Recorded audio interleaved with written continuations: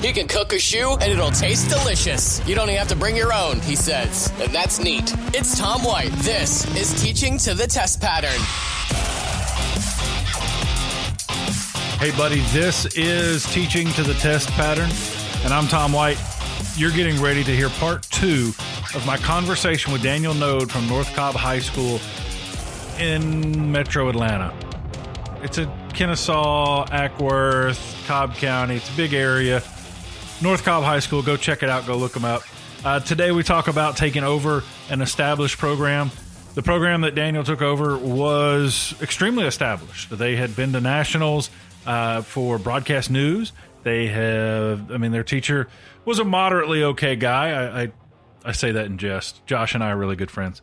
But Daniel came in and really has done a good job maintaining that level that North Cobb High School and the area that it serves expects when it comes to their video program there. We also talk about some of his wins in the classroom and some of the things that he's had to kind of overcome and learn from in the classroom. So definitely, it's a great episode if you're just a teacher who needs to know that you're not alone. If you feel like you're alone and you're in charge of figuring out what equipment you need for your program, whether to build it up or build it out, Amatrace, AMITRACE.com. Give them a shout. Seriously, do not be dumb. I was dumb. I did it all on my own. I went to an online company. I got a bunch of stuff. They threw all kinds of fancy discounts and all of that. And then I spent I'll be honest with you. There are things I haven't unpacked yet. And I've been in the space almost 2 years because I didn't necessarily need it as much as I thought I did. I could use it, but I haven't had the opportunity yet. Don't waste your time. Don't waste your money. AMITRACE.com. Give them a shout. You're not going to be upset, I assure you. And if you're learning broadcast, the TriCaster Mini 4K is the way to go. If you're ready for a big boy, big girl show, the TC1 is super amazing. Leverage NDI, leverage your school's network to do some things that 3-4 years ago were unheard of, especially in education. So definitely go check out my friends at Amatrace, AMITRACE. And while you're doing that, check out part 2 of my episode or my show with Daniel Knode. Teaching to the Test Pattern. So, what made you get out of the video world and into education? Well, I wish I could say it was my choice per se, but honestly, I had CNN. I was let go from CNN after 18 years. It ended up being a money thing. They needed to cut some money, so I was one of them that was making more than they wanted, so they got somebody cheaper than me. And then I had to find a new job. Gotcha. But honestly, teaching was one of those things I had already been thinking about because it fit right in with what I was doing already. As a manager at CNN, one of the jobs I had was training editorial staff and technical staff on all the new equipment because as you know, we get new stuff every year. Something new comes out. Mm-hmm. So I did a lot of teaching of professionals that way already. So I already had a good bit of, hey, look, I know how to do this. I can explain it to an editorial person who has zero technical experience. And here's the technical side for the technical person who knows it all and just needs a refresher. So it kind of helped with that. With teaching kind of fell right into that. So, and this, you may tell me to blow this out. Are you on a clear and renewable certificate, or are you still on your temporary certificate? I am now on my clear and renewable. I just finished all my certification in May. Isn't that a great feeling? Yes, it is. It was a long stretch, but it was worth it. So for those who don't know about when you make the jump from industry into education in Georgia, there's a 3-year window where you can be on a provisional certificate, and there's a lot of processes that you have to go through in order to get what's called a clear and renewable certificate, which every 5 years you can update, and you're good for 5 more years.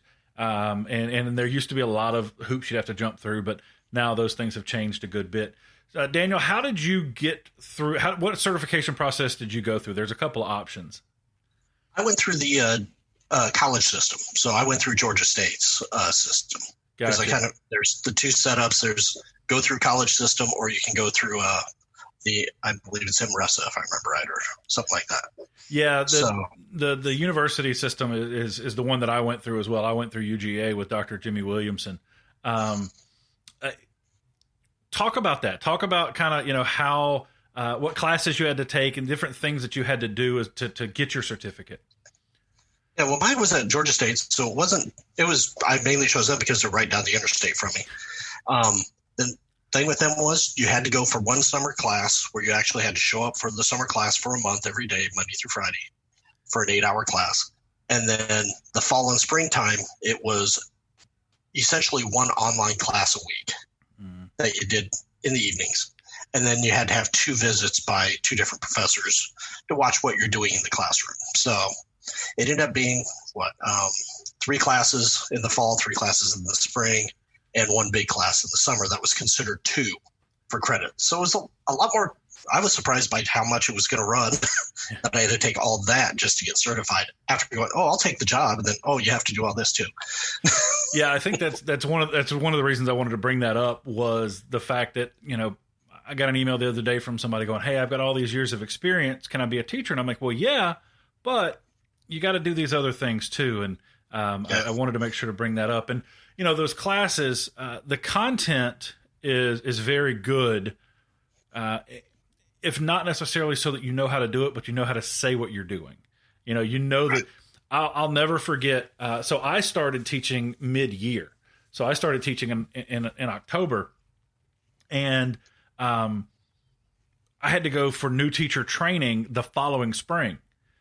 And I'm in there with teachers from all over the county, and they're like, "Oh yeah, the formative assessment. Give me a great example of a formative assessment." And it was one of those teacher leaders who was like, "Hey, everyone's going to talk about their formative assessment." I didn't know what a formative assessment was. It's like, I'm here to make videos. And Exactly. It was quite embarrassing when I was like, "Yeah, you give them a test." And they were like, "No, that's a summative." And I went, ugh. So, precisely. Yes, mine was just that because I literally started. I got hired the week before classes started. My first day in the classroom, I literally walked into the classroom 30 minutes before I had a class. Wow. I started, and I had no idea summative, formative. They're talking about. I don't know. Yeah. So, because I took mine that summer, so I went an entire 2 semesters before I actually was taught how to be a teacher. I went 2 years. I actually had to teach as a substitute teacher for a while. After my certificate had expired, in order for the paperwork to get filed through the PSC for me to become a real teacher. But yeah, it was. It definitely helped me. But I do like putting that out there, especially for those who aren't familiar with the process. Certification. I thought the summer class that I took at Georgia State was the best thing I ever had. I got to, and I was lucky enough in the class I had 4 or 5 other audio video instructors, as well as healthcare, construction, automotive. So I got to meet a wide range of people, and they taught me so much. I had a blast that summer because I learned so much. I was like, that's how, if I'd done this, I wouldn't have had any problems last year. That kind of thing. So it really is important to have. And you build a good network, and that, I actually, Kevin, your construction teacher, and I went through the program together. So many, I guess it's been a long, I don't remember what year that was. Yeah, it's been a long time. He actually moved on now. I'm not sure where he's at. Oh, really? Yeah.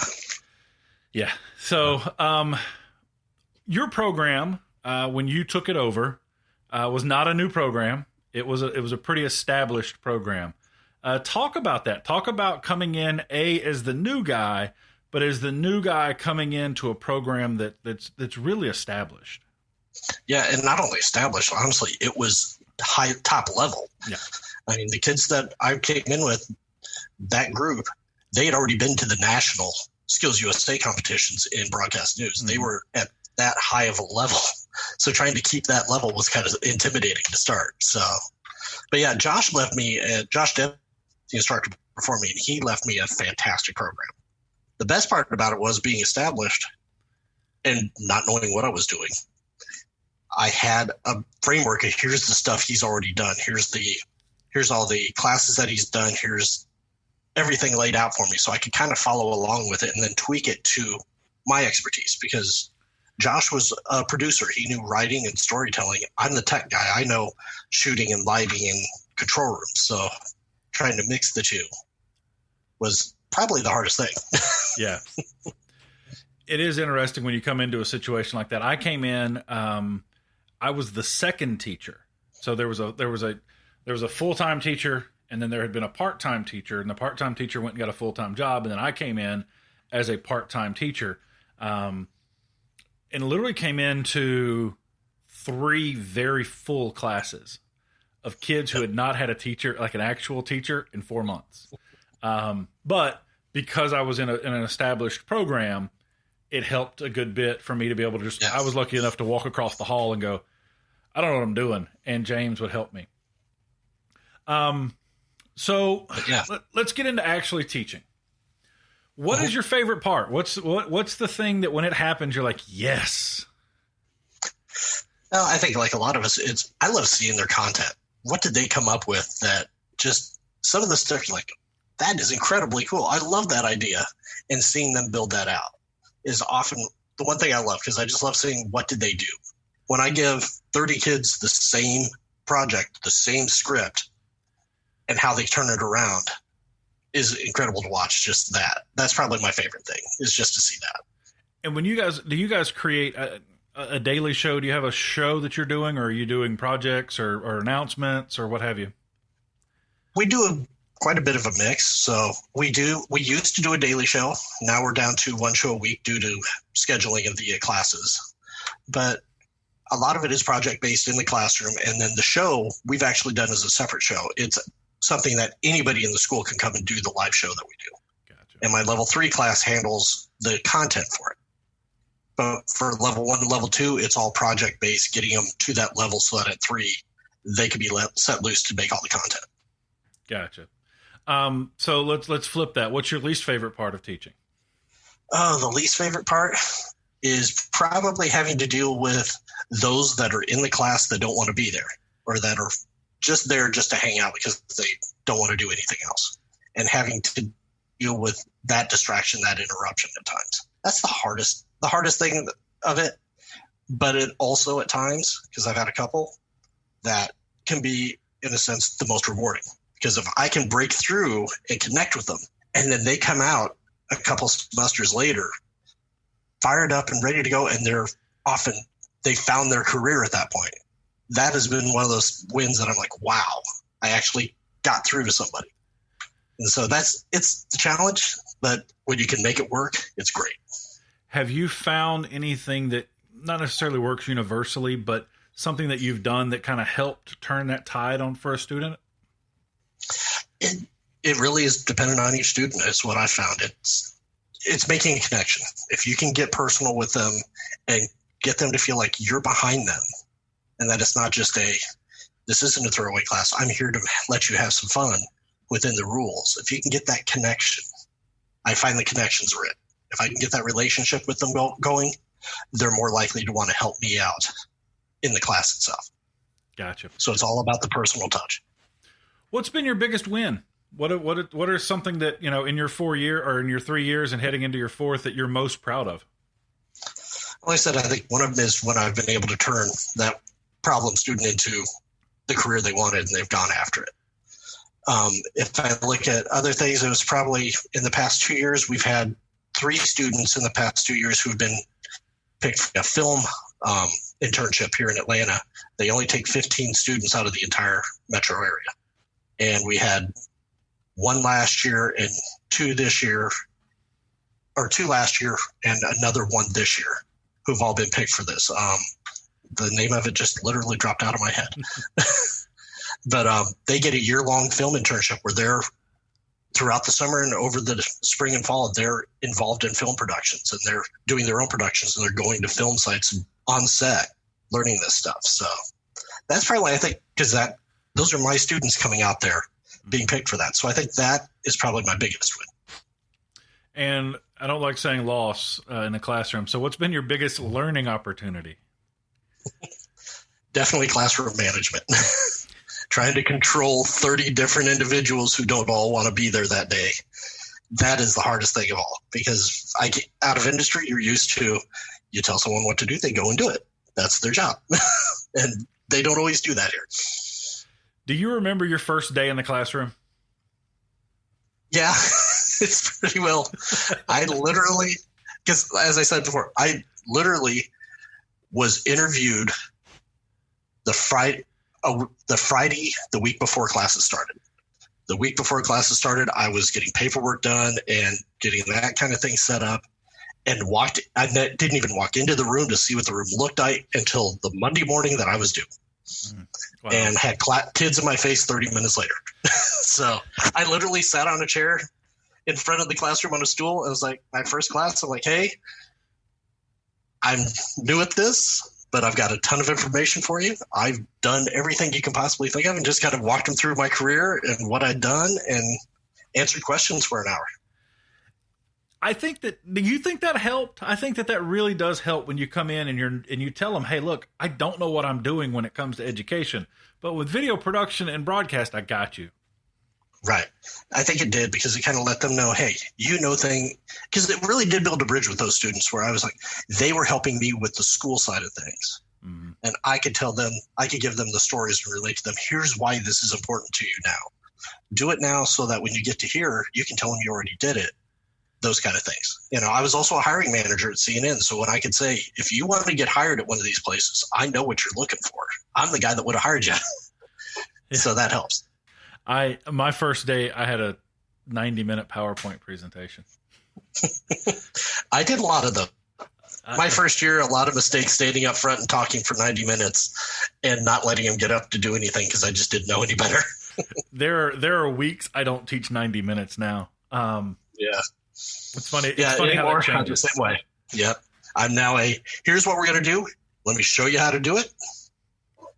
Go do it. Yep. Absolutely. Teaching to the test pattern.